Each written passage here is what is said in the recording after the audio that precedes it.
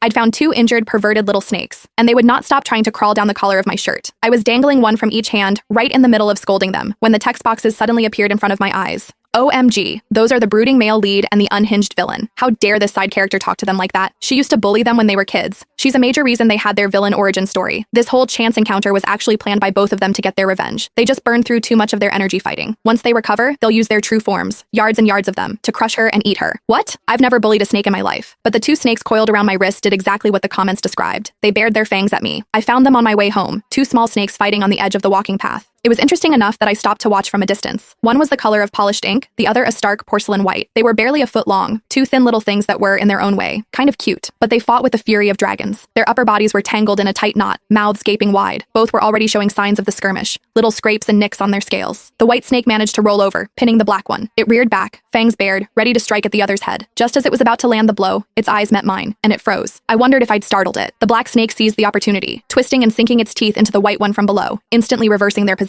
But the white snake didn't fight back. It went limp, letting the black one bite, its bright, rosy pink eyes fixed on me. A pang of sympathy hit me. Bolstering my courage, I took a step forward and clapped my hands, shouting, "Hey, knock it off!" To my utter astonishment, the black snake actually seemed to understand. It stopped its attack. The white snake lay on the grass, exposing its soft underbelly. The bite marks were clear against its pale scales, and it looked like it was on the verge of death. The black snake stared at me with its beady black bean eyes, then glanced at the motionless white snake beside it. A frantic energy seized it, its tongue flicking in and out of its mouth so fast it was a blur. It looked like it was trying desperately to speak. Seeing my bewildered expression, it gave up and simply copied the white one, flopping onto the grass and going perfectly still. Well, I figured that was a truce. I turned and continued home. It wasn't until I was standing at my front door, digging through my purse for my keys, that I realized they had followed me. Our eyes met, all six of them. In perfect unison, both snakes went limp and dropped to the welcome mat with a soft thump. It was the most blatant case of insurance fraud I'd ever seen. "You want to come home with me?" Both of them started wagging their tails furiously. "I don't know," I hesitated. "Wild snakes can be dirty, have parasites and stuff, and I'm pretty sure there are rules against just picking up wildlife." The white snake stopped moving, its tongue flicking out pathetically. The black one, however, started spinning in tight circles, as if trying to show me how clean it was, that it wasn't wild at all. After a moment of internal debate, I let them in. I didn't have a proper terrarium, so a clear plastic storage bin would have to do for now. Surprisingly, they were almost unnervingly obedient. When I pointed to the bin, they slithered right in. I spent a while on my phone, using an image recognition app to figure out what they were. The consensus was corn snakes. Following the app's recommended links, I found a beginner's guide and ordered some antiseptic spray and other supplies for delivery. While waiting, I spoke to the bin. "From now on, I'll call you Ash," I said to the black one, "and you'll be Ivory." I didn't actually expect them to understand. My impression of snakes had always been that they were cold, detached creatures, not particularly in tune with humans. When the supplies arrived and I was unboxing the antiseptic, I said aloud to myself, "Okay, Ivory, you're first." To my shock, the little white snake nudged the lid of the bin with his head and slithered out on his own. He even rubbed against my palm like a cat, a bizarrely affectionate gesture. Inside the bin, Ash curled into a tight, miserable ball in the corner, head lowered. He wasn't even flicking his tongue anymore.